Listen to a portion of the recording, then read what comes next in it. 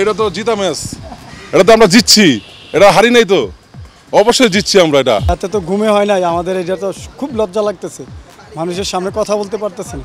I disappointed and also I'm frustrated. রাত্রে ঘুমাইতে পারি নাই, সত্যি কথা যেটা। বাংলাদেশের থেকে এটা আশা করিনি যে এইভাবে ঠক হারবে। এটা ওনাদের অভ্যাস হয়ে গেছে, ওনারা তো এখন বেশিরভাগই বিভিন্ন প্রতিষ্ঠান উদ্বোধন নিয়ে ব্যস্ত, খেলার দিকে আমার মনে হয় তো হচ্ছে মনোযোগ নাই। সাকিবের যে ব্যাপারটা আসলে ওনার এখন পারফর্ম তো হচ্ছেই না, আর সে আসলে এখন বলতে গেলে মানে আমি যতটুকু বুঝি আমার ছোট জ্ঞানে সে এখন কোঠাতেই খেলতেছে। মাত্র 4টা রানের আক্ষেপ, অথচ দক্ষিণ আফ্রিকার বিপক্ষে গতকাল বাংলাদেশ এই ম্যাচটা জিততে পারলে নতুন এক ইতিহাস রচনা করতে পারত। প্রথমবারের মতো আইসিসির কোনো বৈশ্বিক আসরে পরপর 2বার টেস্ট প্লেয়িং নেশনকে হারানোর গৌরব অর্জন করতে পারত টিম টাইগার্স। যদিও ভাগ্যের কারণে তা হয়ে ওঠেনি।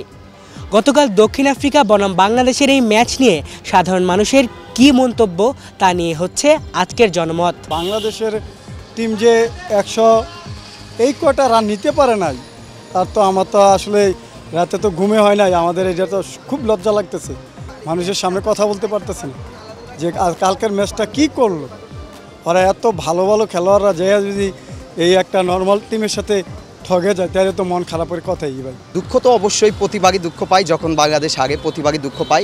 বাট কালকে আমার এক্সপেকটেশন ছিল যে হৃদয় ভাই হিজ লাস্ট গেম শেষ করেই মাঠ ছাড়বে, but it's didn't possible that that's why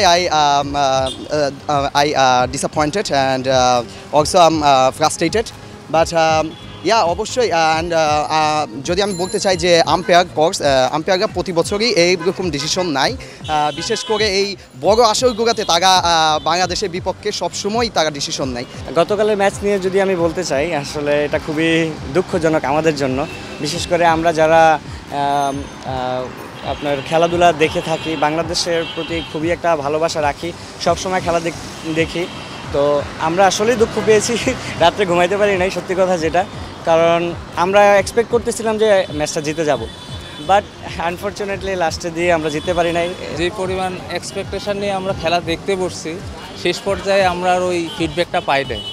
আমরা চেষ্টা বাংলাদেশ ক্রিকেট টিম এর উচিত আরও কিছু ইনোভেশন জিনিস আসলে ঢোকানো উচিত। এই হারটা মানে বলার মতো না, অনেক কষ্ট পাইছে কালকে হারে। মাহমুদুল্লাহ অনেক ভালোই খেলছে, হৃদয়ে ভালো খেলছে, কিন্তু বাংলাদেশের থেকে এটা আশা করিনি যে এইভাবে ঠক হারবে। নিজে ঘুম নিন্দা করি যে শেষ করে খেলা দেখার জন্য অপেক্ষা থাকি, তারপরেও কালকে খেলাটা দেখে অনেক কষ্ট পাইছি। আমার মনে হয় বাংলাদেশ ক্রিকেট দল আরও একটু টেস্ট করে খেলাটা উচিত ছিল আর কি। তো ওনারা মনে হয় টেস্ট বেশি একটা নেয় নাই, খেলে হোটেলে চলে গেছে ঘুমানোর জন্য, এটা অনেক কষ্ট পাইছি আমরা। এটা ওনাদের অভ্যাস হয়ে গেছে, ওনারা তো এখন বেশিরভাগই বিভিন্ন প্রতিষ্ঠান উদ্বোধন নিয়ে ব্যস্ত, খেলার দিকে আমার মনে হয় তো হচ্ছে মনোযোগ নাই। এটা তো জিতা ম্যাচ, এটা তো আমরা জিতছি, এটা হারি নাই তো, অবশ্যই জিতছি আমরা। এটা জিতছি না, লাস্টের যে 6 মারছে মানে এটা তো মনে করো মনে হয় থাপাতে জোর করে ধরে রাখছে, রাইখে আমাকে হারাই দিল। আমরা তো জিতা ম্যাচ না, এটা আমরা জিতছি, এটা আর বলার কিছু নেই, আমরা জিতছি, আমরা খুশি, হ্যাপি, খুশি হয়েছি খুব। আমি সর্বপ্রথম গতকালকের ম্যাচের সম্বন্ধে বলতে চাই, বাংলাদেশের যে সিনিয়র প্লেয়ার আছে, যেমন আমাদের বিশ্বসের অলরাউন্ডার সাকিব আল হাসান, ওনার সেন্সলেস ব্যাটিং, কারণ এই পিচে বল টু বাই রান দরকার হয়, তো এখানে সে পুল শট খেলতে গিয়ে আউট হয়েছে। এটা অবশ্যই একটা দায়িত্বহীন কাজ ছিল তার, আর দুর্ভাগ্য তো অবশ্যই ছিল, যেমন আমাদের তৌহিদ আউট হয়ে গেল, আম্পায়ারিংয়ের কিছু ভুল ছিল, আর সর্বশেষ মুহূর্তে যেটা কষ্ট লাগছে মাহমুদুল্লাহর 6টা কিছু ইঞ্চির জন্য মিস হয়েছে। তো বাংলাদেশের এই দুর্ভাগ্য যে আসলে কবে মোচন হবে সেটা বলা সম্ভব না। আর বাংলাদেশের যে ব্যাটিং লাইন আপ সেটা তাদের আরও সেন্সিবল হওয়া উচিত, আরও দায়িত্বশীল হওয়া উচিত।